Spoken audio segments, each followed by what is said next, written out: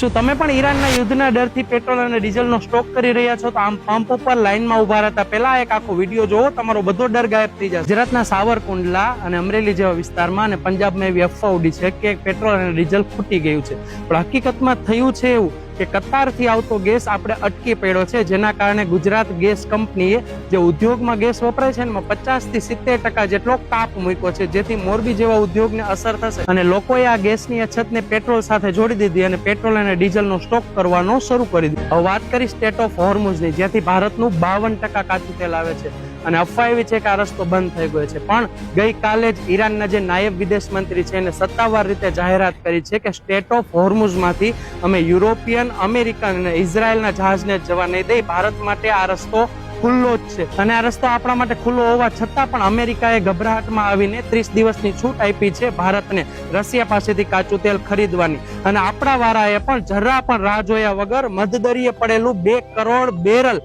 Russian oil તાત્કાલિક ખરીદી લીધું કે જાણે આપણા માટે જ પડ્યું હોય, રાહ જોતું હોય. અને ખાસ ચોંકાવનારી વાત તો એ છે કે ભારત છે એ આખા વિશ્વમાં 5મો એવો દેશ છે જે કે પેટ્રોલિયમની સૌથી વધુ નિકાસ કરે છે. વિચાર કરો, આપણે હવે રશિયન ઓઇલ ખરીદીને એને રિફાઇન કરીને યુરોપ અને અમેરિકાને વેચશું, તો આપણે બીજાને વેચતા હોય તો ખુદના ઘરમાં કેવી રીતે ઈંધણની અછત થાય? અને માની લો કે દુનિયામાંથી આવતું તેલ સાવ બંધ પણ થઈ જાય ને તો પણ ભારત પાસે જે અંડરગ્રાઉન્ડ ટેન્ક છે એની અંદર 74 દિવસ ચાલે ને તેટલું તેલ આપણી પાસે રિઝર્વ પડેલું છે, અને સરકારી આંકડા મુજબ આપણી પાસે 10 કરોડ બેરલ તેલ રિઝર્વમાં છે, અને 25 દિવસ ચાલે તેટલું કાચું તેલ અને 25 દિવસ ચાલે તેટલું પેટ્રોલ ડીઝલ રિફાઇન કરેલું પડેલું છે. અને સરકારે પણ ચોખ્ખું કીધેલું છે કે હમણાં સરકારની કોઈ યોજના નથી પેટ્રોલમાં ભાવ વધારો કરવાની કે અછત આવવાની પણ કોઈ શક્યતા નથી, તો ખોટી અફવાથી ગભરાશો નહીં. અને જે તમને પેટ્રોલ ખૂટી જવાની વાત કરતા હોય ને તાત્કાલિક આ વિડીયો શેર કરી દો અને તમારા ફેમિલી ગ્રુપમાં પણ શેર કરી દો, જેથી કોઈ અફવામાં આવી ન જાય. બાકી આવા સાચા અને સચોટ ફેક્ટ માટે અમને ફોલો કરતા જાજો.